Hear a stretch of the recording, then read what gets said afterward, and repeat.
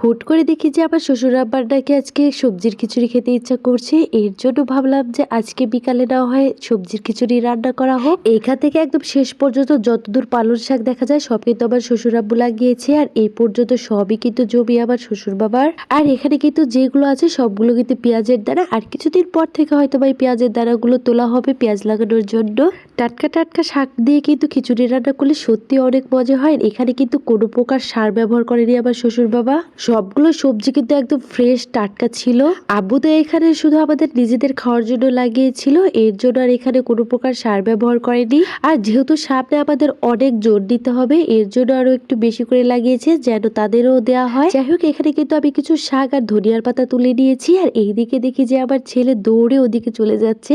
আমার ছেলেটা এত পরিমাণ দুষ্টু যে ওকে নিয়ে তো কোথাও যাওয়া যায় না, কোনো কাজই করা যায় না। ওর বড় ভাই তো ওকে এত পরিমাণ শাসন করছে, পরে তো প্রচন্ড পরিমাণ রাগ হয়। এরপরে তো তার রাগ ভাগানোর জন্য তাকে আবার আদর যত্ন করে আবার বাড়িতে নিয়ে যাওয়া হয়। যাই হোক, কথা বলতে বলতে কিন্তু আমার শাকগুলো তোলা শেষ। এরপরে চলে আসলাম বিকালের দিকে। যেহেতু সবজির খিচুড়িটা আজকে আমরা রাতে খাবো, এর জন্য কিন্তু আমি সবকিছু বিকালের দিকে রেডি করে নিচ্ছিলাম। আমাদের জমিতে কিন্তু আরো অনেক ধরনের সবজি লাগিয়েছিল, কিন্তু সময়ের অভাবে আমি ওইদিকে যেতেও পারিনি আর আপনাদের দেখাতেও পারিনি। হয়তো বা সময় হলে কোনো একবার দেখাবো। যাই হোক, এখানে কিন্তু আমি কিছু বেগুন, আলু, ফুলকপি, পেঁয়াজ আর ধনিয়া পাতা কেটে নিয়েছি। ঘরের মধ্যে এসে দেখি আমার শাশুড়ি আবার রান্নার তোড়জোড় শুরু করে দিয়েছে। এখানে কিন্তু মূলত আমরা খুদির খিচুড়ি রান্না করব সবজি দিয়ে। খুদির খিচুড়ি তো সেই অনেক দিন হয়েছে খাওয়া হয় না, তো ভাবছিলাম যে যেহেতু আজকে খিচুড়িটা রান্নাই করবো, কেননা আজকে খুদির খিচুড়ি দিয়ে সুন্দরভাবে একটা রান্না করা যায়। সবকিছু যদি নিজেদের ঘরের হয় তাহলে তো কোনো টেনশনই নেই, যত ইচ্ছা তত খেতে পারি। এই যে এখানে যেমন চাল, পেঁয়াজ, রসুন, সবজি প্রায় সবকিছুই কিন্তু আমাদের নিজেদেরই, শুধু লবণ তেলটুকু শুধু কিনতে হয় এরকম। যাই হোক, কথা বলতে বলতে কিন্তু এখানে আমার শাশুড়ি আম্মা হলুদ, লবণ, মরিচ, আদা, রসুন কুচি, জিরার গুঁড়া, ধনিয়ার গুঁড়া আর তেল দিয়ে ভালোভাবে সুন্দরভাবে মেখে নিচ্ছে। আমার শাশুড়ি আম্মা কিন্তু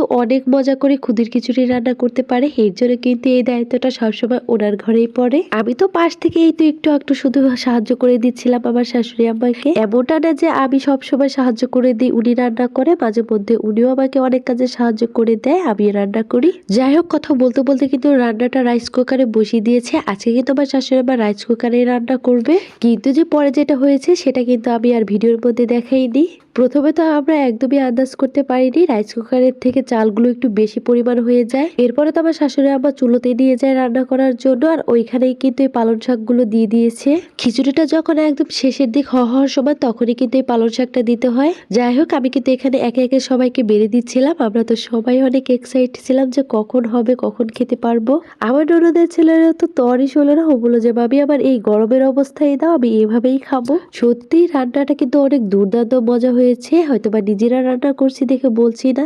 অনেকদিন পরে একটা জিনিস খেলে সত্যি অনেক ভালো লাগে, আর তারপরে যদি হয় সেটা আমার শাশুড়ি আম্মা, তাহলে তো কোনো কথাই নেই। তো আজকের ভিডিওটা এই পর্যন্ত। সবার কাছে কেমন লাগলো বলবেন, সবাই ভালো থাকবেন, আল্লাহ হাফেজ।